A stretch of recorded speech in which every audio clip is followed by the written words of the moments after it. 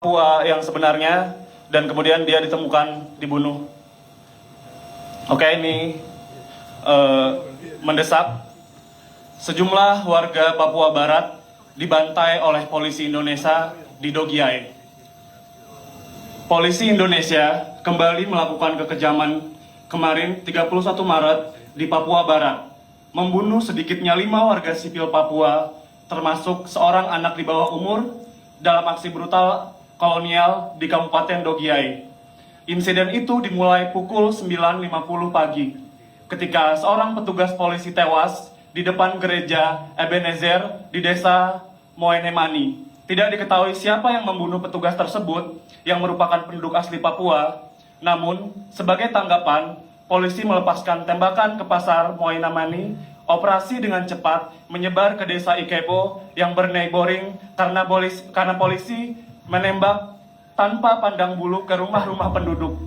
Tidak diketahui berapa banyak orang yang tertembak selama operasi tersebut, tetapi pada akhirnya 5 warga sipil tewas dan lainnya terluka. Saya akan menyebutkan nama-nama korbannya. Hormat diberikan. Ciprianus Tibakoto, 19 tahun, ditembak di kepala, meninggal dunia. Yosepio, 20 tahun, meninggal dunia. Esther Pigai, 60 tahun, yang menderita kelumpuhan, ditembak di tubuhnya, meninggal dunia. Martinus Yobe, 14 tahun, ditembak di perut, meninggal dunia. Angkian Edoai, 19 tahun, meninggal dunia. Michael Waine, 14 tahun, mengalami luka serius, kemungkinan meninggal dunia. Waine menderita luka tembak di dada kiri yang menembus bahu kirinya. Saat ini belum diketahui apakah ia selamat.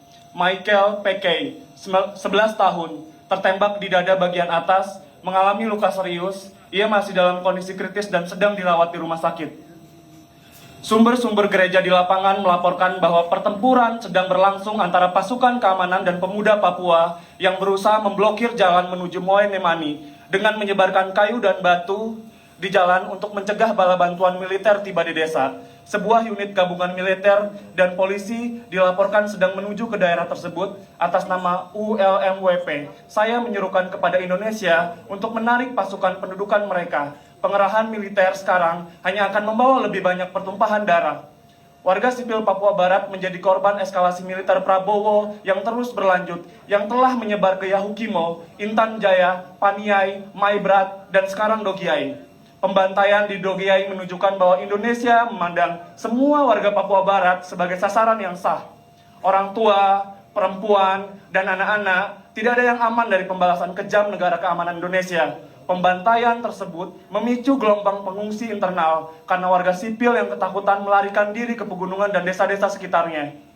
Tindakan Indonesia di Dogiai merupakan kejahatan terhadap kemanusiaan, tindakan kekerasan kolonial yang serius, dan pelanggaran hukum internasional. Penembakan tanpa pandang bulu ke rumah-rumah dan pasar umum adalah hukuman kolektif. Sementara pembunuhan warga sipil secara sengaja adalah kejahatan perang yang dilarang berdasarkan Konvensi Jenewa.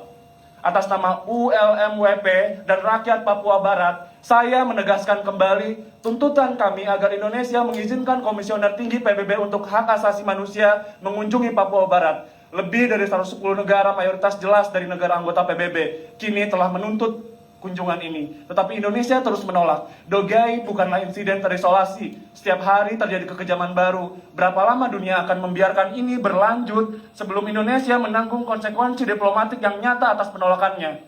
Saya menyampaikan ini khususnya kepada para pemimpin Pasifik. Berapa lama lagi Anda akan membiarkan Indonesia menumpahkan darah Melanesia sebelum mengambil sikap nyata terhadap pendudukan genosida ini? Berapa banyak orang Papua yang harus mati?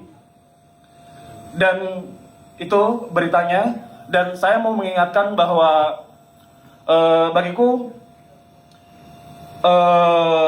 dukungan terhadap perjuangan pembebasan di sebuah wilayah di Palestina, misalkan di Gaza, itu tidak terisolasi. Saya rasa itu harus berkaitan dengan perjuangan-perjuangan di sekitar kita, di Papua, di Maluku, di Aceh, kemudian perjuangan-perjuangan kecil di sekitar kita, penggusuran di Dago Elos, di Sukahaji, di Taman Sari, di Barabaraya Makassar. Ada banyak titik api di sekitar kita yang perlu kita dukung juga.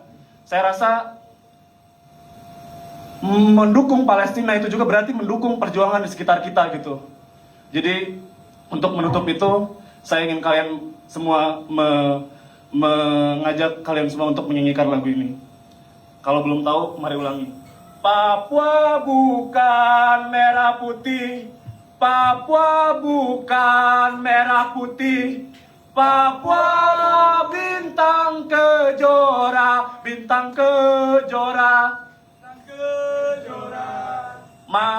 Baru-baru kau bilang merah putih, baru-baru kau bilang merah putih, Papua bintang kejora, bintang kejora.